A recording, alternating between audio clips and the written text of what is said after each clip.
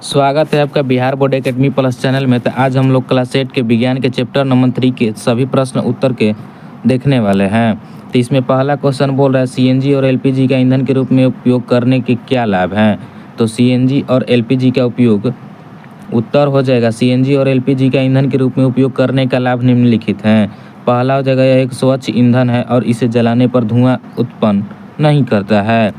दूसरा हो जाएगा इनका कम ईंधन जलकर अधिक ऊष्मा देता है। तीसरा हो जाएगा ये कम प्रदूषण देते हैं। प्रश्न संख्या 2 बोला है पेट्रोलियम का कौन कौन सा उत्पाद सड़क निर्माण हेतु उपयोग में लाया जा सकता है। उत्तर हो जाएगा बिटुमिन। प्रश्न संख्या 3 बोल रहा है वर्णन कीजिए मृत वनस्पति से कोयला किस प्रकार बनता है, प्रक्रम क्या कहलाता है। उत्तर हो जाएगा लगभग 300 मिलियन वर्ष पूर्व जलीय क्षेत्रों के वन बाढ़ जैसे प्राकृतिक प्रक्रमों के कारण मृदा के अंदर दब गए थे उनके ऊपर मृदा दब जाने के कारण ये सपिंडित हो गए। जैसे जैसे वे गहरे होते गए उनका ताप भी बढ़ता गया। उच्च दाब और उच्च ताप पर पृथ्वी के भीतर मृत पेड़ पौधे धीरे धीरे कोयले में परिवर्तित हो गए। यह प्रक्रम कार्बनीकरण कहलाता है। प्रश्न संख्या 4 को देखिए।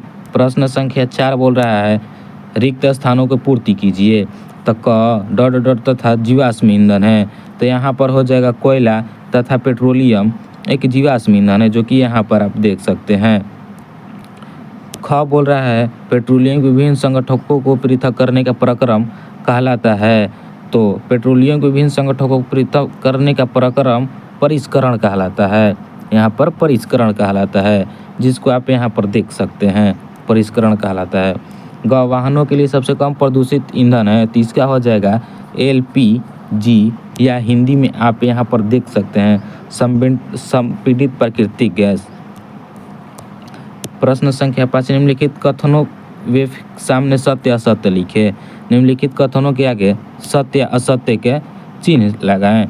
तो जीवाश्म ईंधन प्रयोगशाला में बनाए जा सकते हैं, तो ये जो असत्य हो जाएगा नहीं।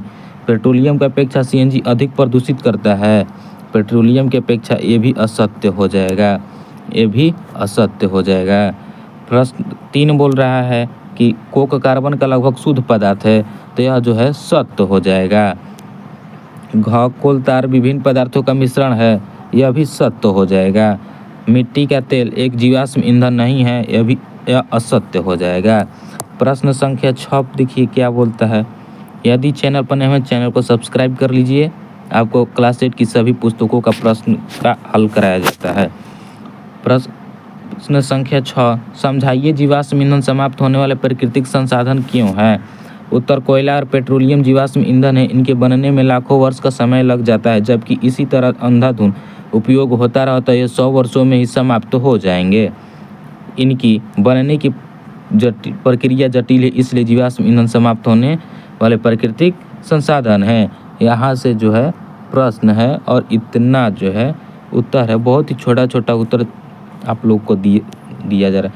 प्रश्न संख्या 7 कोक के अभिलक्षणों और उपयोगों का वर्णन करें। तो उत्तर यह एक कठोर संरद्ध काला पदार्थ है, कार्बन का लगभग शुद्ध रूप है। कोक का उपयोग इस्पात और औद्योगिक निर्माण और बहुत से धातुओं के निष्कर्ष में किया जाता है। प्रश्न संख्या 8 पेट्रोलियम के निर्माण के प्रक्रम को समझाइए, यानी कि पेट्रोलियम जो किस प्रकार से बनता है उसी के प्रक्रिया को समझाइए। उत्तर हो जाएगा पेट्रोलियम का निर्माण समुद्र में रहने वाले जीवों से हुआ। जब ये जीव मृत हुए, इनके शरीर समुद्र में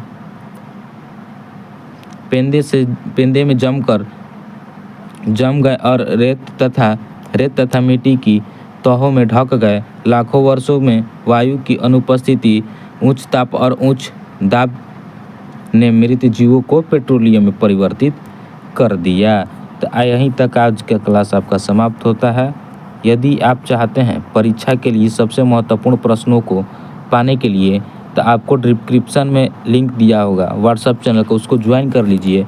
वहाँ पे आपको VVI प्रश्नों का उत्तर दिया जाएगा, प्रश्न और उत्तर समझाया जाएगा और वहीं से आपका प्रश्न आएगा। तो चलिए, जय हिंद जय भारत।